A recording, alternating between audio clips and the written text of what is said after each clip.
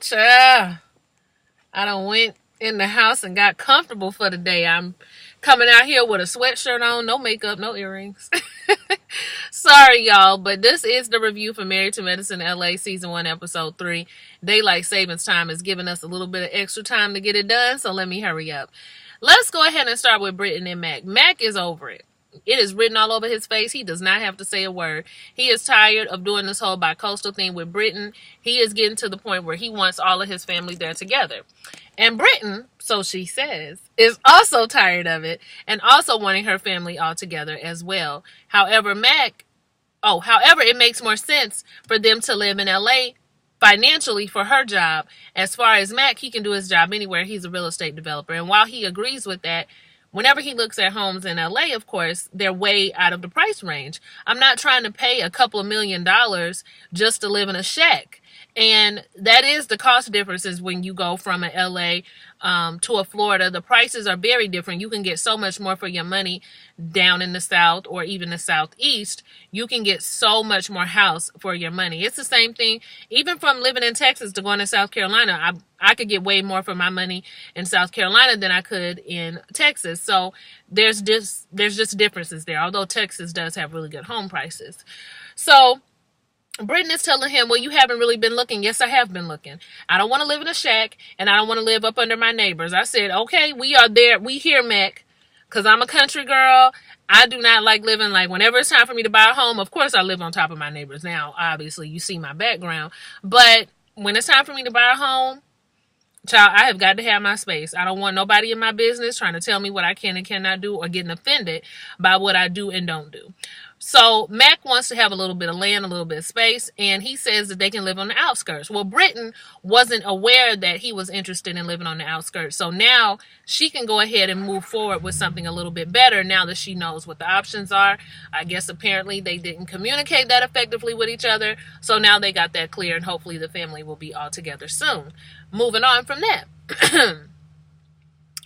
We get to Aisha and this situation with Shanique. She says that she was really distraught about it, that she had even cried about it at one point in time. She's talking to her husband, and her husband agrees with her that the ex shouldn't have been there. Robert could have foregone inviting the ex to the party. Shanique could have foregone inviting the ex to the party. It didn't even have to happen the way that it did, and he's sorry that Aisha feels upset about the whole thing. Aisha says that they've had the conversation with the women about the guy dating a certain girl in residency, and that's usually never the girl he marries because she's the one that holds it down, and then he ends up meeting somebody else. And Aisha was that somebody else. They met 2 months before his residency was up. So the husband's not really overly concerned about this whole situation. He's also not overly concerned about this baby situation. When they go to meet with the fertility doc, well, it was a family wellness meeting with the obstetrician. Did y'all see that jazzy obstetrician, honey? Bracelets, ring, nose ring. I was like, okay, obstetrician. Mine don't look like that. So she was just telling her your fertility rate significantly goes down. Everything that Dr. Simone was telling her, but just in a different way. And so you do need to get started. I recommend you guys having sex every night on ovulation night. He's excited about that, and basically just try to get pregnant. So he says that he's not really concerned about her not being able to get pregnant. He thinks it's just going to happen. However, for her, she hears the biological clock ticking even though he doesn't. So there's some differences there. We're going to have to keep our eye on whether or not her husband really wants a baby. And my answer right now is no. Then I don't want y'all to see my edges ain't all the way. They starting to curl up, the edge control. I told y'all I've been home today. So then we move on to Robert and Shanique. They are also talking about the situation between Shanique and Aisha and the ex.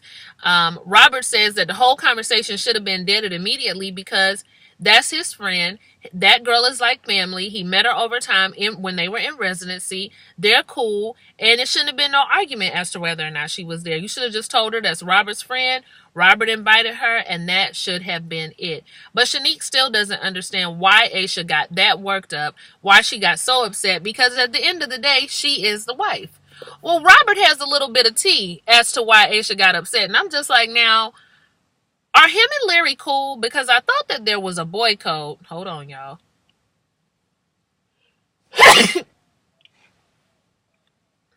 Excuse me. I'm very ashamed that I don't have editing because I sneeze a lot during videos, but I'm always able to edit it out. Moving on. So I'm trying to figure out, are they friends or are they cool? Because I don't feel like a homeboy would really be telling that information. I don't feel like he would be letting that out if they were cool like that. So I was just kind of like, that's kind of weird that he even telling that situation happened. But he says that there may have been some overlap between the two of them. And maybe that's why Aisha is not really feeling confident and secure when the ex is around, because he was breaking up with one right around the time that he was dating the other. And Shanique wants to know, is there confirmation of that? And Robert said, yeah, there was definitely overlap. So now we got a different situation that this man may have been breaking off another relationship when he was in one.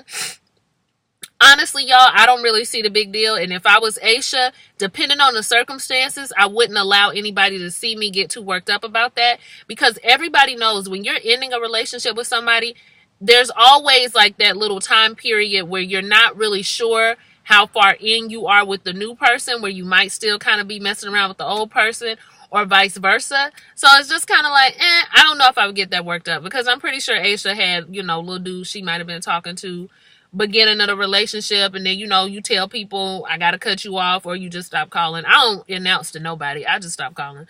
But that's just me. Okay, so then unless it deserves an announcement, like if we was effing with each other happy. So then we got Noelle at her Trinity Health and Wellness, and Noelle, she practices family medicine, but I guess she has her own way of going about it. She must believe in like that whole body, whole mind. The place I work at is like that. They believe in the whole body, whole mind. So they're not only helping you with your mental health, but they're helping you with a number of other things. And her big thing is she doesn't want to always prescribe a pill for what the person is going through. So she meets with this lady and they practice yoga and meditation and all of this for her anxiety. Instead of giving her the Xanax, let's try this yoga, let's try this breathing. The lady's hands were shaking out of control. I felt so bad for her.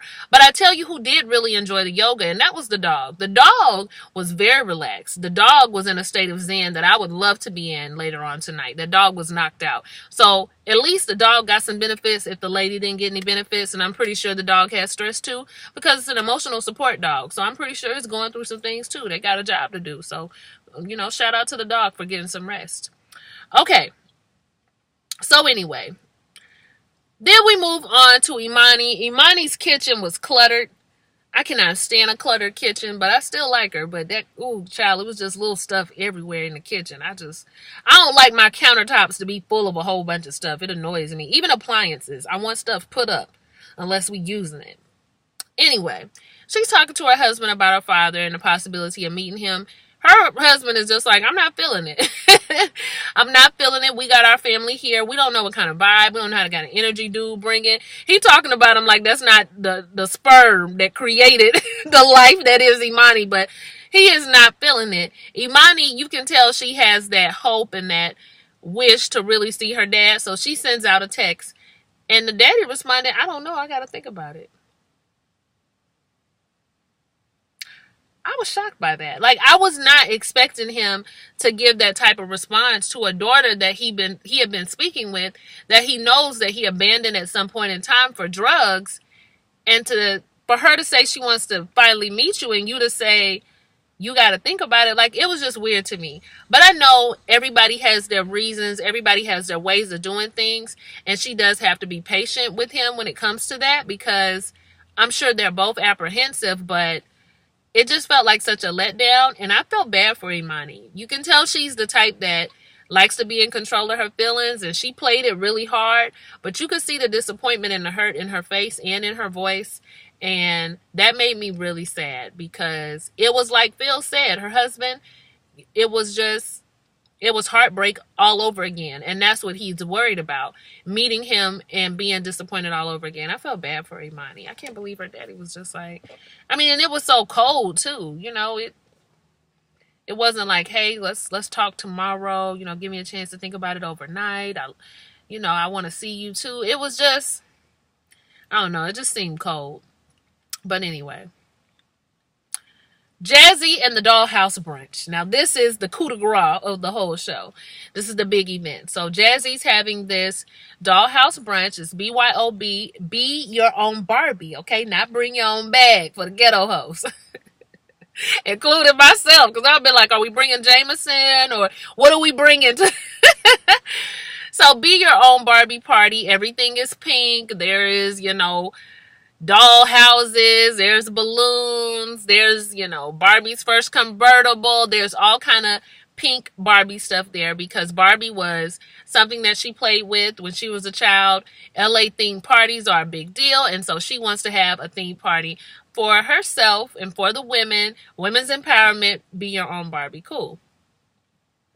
Now, Jasmine is a friend of the show.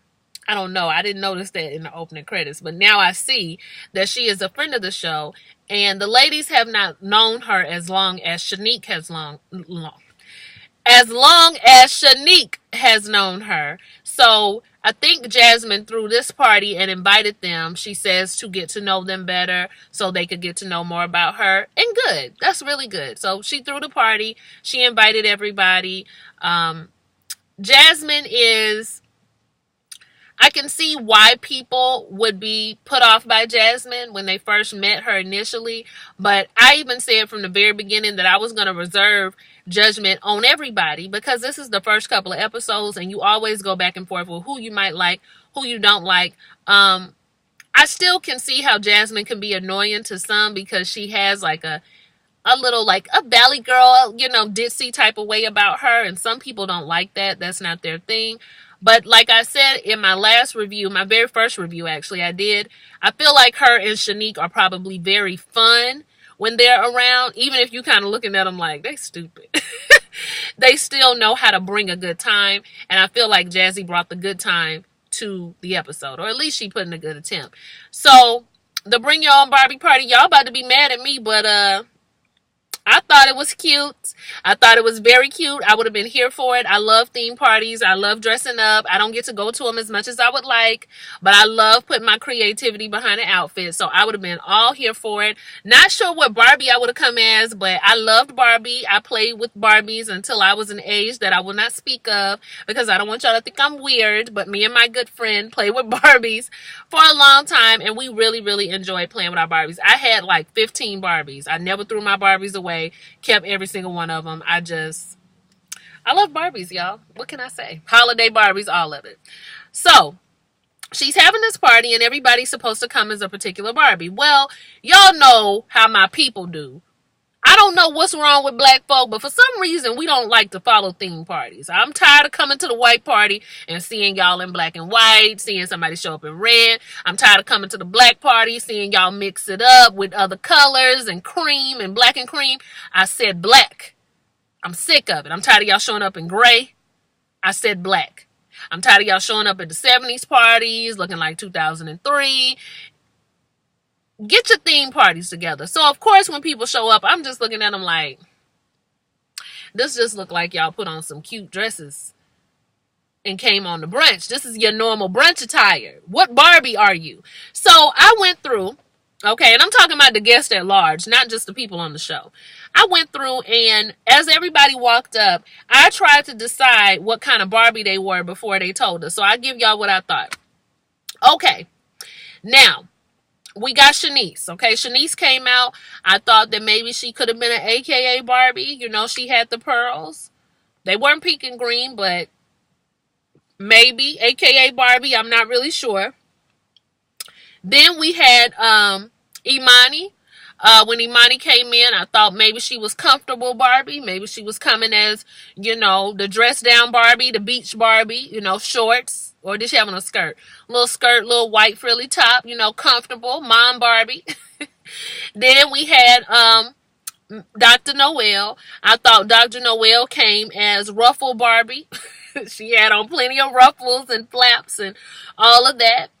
Let's see who else. I thought that Dr. Britton came as maybe professional Barbie. She kind of had like a little professional look. Aisha might have came as boho Barbie, boho chic. I liked her little cute outfit. She looks good. And am I forgetting everybody?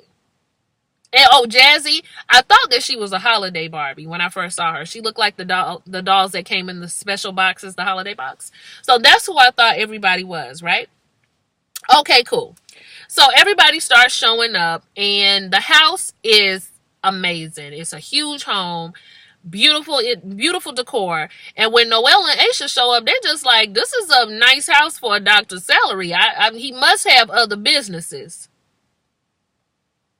And the other businesses was a little bit of tea and shade for us to guess what we wanted to guess, that he may be involved in some other things. We've never seen the doctor, Dr. J. We've never seen him. We've never met him. All we know that he is a doctor and supposedly a psychiatrist. So I guess we're all keeping our eye on that. We'll see. So when we get everybody in, I actually found out I'm wrong about everybody. Jasmine is a Persian doll because she's Persian and African American. Mom's black, dad's Persian. She grew up in Inglewood, didn't really look like everybody else, and didn't have the appearance everybody else had. People would pick on her, talk about her. She says she grew up in a predominantly minority community, but I'm just like, you was the minority. I mean, like, all y'all was the minority. It's not like your family was a minority and everybody around you was. I don't even know why I'm saying that. She didn't suggest that, but sometimes, like, the way she talks, sometimes I'm like, she knows she was in the mix too. So she says that even though she was black, sometimes people made her feel like she wasn't black enough, like when she wore FUBU and didn't know it meant for us, by us, which, you know, it happens sometimes. You just don't be knowing. But everybody felt like they needed to school her that she wasn't a part of us, and she said she was a part of us. So then Dr. Britton actually came as Claire Huxtable. I didn't get that vibe. I never saw Claire. I mean, I guess if she was a 2019 Claire Huxtable, then that made sense. But she put on for the black girls, so she felt like Claire Huxtable was the best Barbie to come as. Noelle came as Dr. Noelle Barbie. She said that she didn't have to come as nobody but herself, but she looked like Ruffle Barbie to me. Aisha said she came as... Who did Aisha come as, y'all? What kind of Barbie Aisha say she come as? Did she say? Oh. And I didn't even get it down. I'm sorry, y'all. Imani came as the irritable black woman. And y'all, you guys, I had some thoughts about Imani on this episode that I'm going to hold until the 4th episode. I'm just going to hold on to what I'm thinking. I'm not going to say it yet because I know we love Imani. So I'm going to just hold on to what I might be thinking in my mind. But maybe y'all thinking the same thing, but I got some thoughts. She came as the irritable Barbie. All right. And Shanique, who Aisha thought would be way more dressed up, that was shade. Shanique came as just like, I'm just a Shanique doll. Okay. I'm just Shanique. And she was twirling around and whatnot. Child, whatever. Aisha says that she's not going to get into no mess. She's going to ignore the foolishness, okay, from Shanique. And that made me think about Bad Girls Club when that girl used to say, "Sha" before everything. I'm going Sha home. I'm not doing that. I'm not dealing with her like that. I'm not eating no shakuchi. I'm not doing none of that. Do y'all remember her? She used to put Sha in front of everything. Okay. So they go sit down and they begin to eat. And Jazzy wants to know what everybody thinks about the party. What did y'all think when y'all got the invite? And the conversation goes elsewhere, starting with Dr. Noelle. Dr. Noelle was offended because she felt like dolls represent something to little black girls, especially like dealing with her daughter. Her daughter felt like she didn't want a brown Barbie. She didn't want a brown doll. And she has really had to teach her and help her learn that she is beautiful all in herself. So when she found out it was a doll party, she felt like it was kind of, I guess, adding to the issue of what black girls experience, not feeling like they're beautiful enough. Then we move on to Imani, who works at a mental health facility. So that particular day, she was at work when she got the invitation, and she was dealing with the women who had eating disorders. And so a lot of them referenced Barbie. So she was feeling some type of way. Britton tells Noelle, like, I don't think it's really fair that you're bringing up this situation with dolls, because what does dolls have to do with how your daughter felt? You can't blame that on a doll. Well, Noelle says she can blame it on a doll because imagery is very important, and there's been studies that have shown that.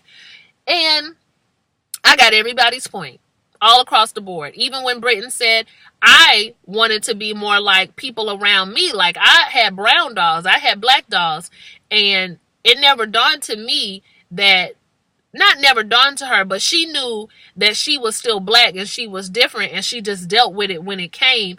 But she didn't really see any issues with the dolls per se. Then you had Jazzy, who also experienced being different and being on the outside, and looking at black women and wanting to be more like them and wanting to be curvy. And so when she looked at her dolls, she felt like she didn't have the same curves because she wasn't as black as her sister, and her sister was like somebody she looked up to because she had that Barbie shape in Jazzy's mind that she wanted to have. So everybody has like their own Barbie doll type of experience. And maybe Jazzy is smarter than we think she is, because this is the conversation that she really wanted to bring up and foster amongst the women. So I get all of the sides. I kind of get where Noelle was coming from. I get where Imani was coming from. I get where everybody was coming from. However, I don't know if getting a party invite would have made me feel as violated as Noelle was coming off as feeling. I probably would have kind of been like, oh man, this is kind of whack, if I didn't like it. But it wouldn't have had me feeling like, why is she pushing this negative stereotype and why is she doing this? Because I had dolls back in the day, and I can remember having a Kenya doll that were very popular. They literally looked like how I look now. And I had a dark-skinned Kenya. That's what my mom bought me. And one of the girls that I went to after school care with, I went to her house one day. Now, my friend was light-skinned. Her mom bought the doll that looked like her. And I thought her doll was prettier than mine. And when I went home, I asked for the light-skinned Kenya, to which my mama told me no. Now, she didn't give me no explanation. She was just like, no, you ain't getting it. And that was it. But that stands out to me. And that was probably my only doll experience that I had where I felt like I wanted something that looked differently than me. But that had less to do with the doll and more to do with what Aisha said, which Aisha to me wrapped it up the best. She was just like, we all live in a society where we're living in this Western culture, and it's about what do white men find the most attractive. And that is a lot of times what gets pushed. And I won't even say white men. I'll just say, what does society find attractive? And that gets pushed out into the media, and it trickles on down to everything else, and it leaves us feeling inadequate in ourselves and wanting things outside of us that may not necessarily be who we are, and we have to learn to love ourselves. Aisha put it perfectly for me, because the doll didn't sink. How do I explain it? It wasn't the doll that made me have issues with how I looked, and I had issues with how I looked until well after high school. It was the imagery and the other things that were being put out there in the media, on television, on magazines, all over, that really caused me to feel the way that I felt about myself. And it played out in the situation with the doll, if that makes sense. So I don't know if I would have been offended to get that kind of party invite. I probably just would have took it as fun. I kind of am glad that they realized that it wasn't what they thought it was going to be, and everybody actually ended up having a good time. I really thought it was kind of smart of Jazzy to foster this kind of conversation the way that she did. I appreciated what everybody brought to the table when they talked about it. And it just goes to show how, as women, we always want things. Everybody wants something that they can't necessarily have. Just like Britton said, she had straight hair but wanted curly hair. Then the people with the kinky hair wanted their hair straight. It's something that a lot of us go through, and you just learn to love yourself and try to move forward the best you can. So I thought the party actually went very, very well. At the end, when they were all modeling, they looked beautiful. Jazzy, she must really be into photography because she's always taking pictures. So I thought it was cool. I thought it was a cool party. Y'all can let me know what you think. And then at the very end, the ladies go out to dinner. It's Britton, Shanique, and Imani. And we learned, child, that Aisha knew that the ex was coming the whole time. I just wanted to jump straight to that. So now I'm looking at Aisha with the side eye, because there's got to be more to this story. And did she reveal that there could have been some overlap? Yes. Shanique is going to reveal next episode that there could have been some overlap between the two of them. That's going to be a mess. And Imani wants to know why Jazzy's home looks like a drug dealer house. Okay, y'all all was thinking it. So what's up with that? So Imani just came right out and said it, and we're going to deal with that next episode too. So, child, I guess. I mean, Aisha, girl, did you know? Because I'm going to be giving you the side eye next week if you knew. Like, comment, and subscribe, y'all. We'll talk. Subscribe, and we will talk about it next week. Okay, I will see y'all then. I love y'all for watching. March Madness. Bye.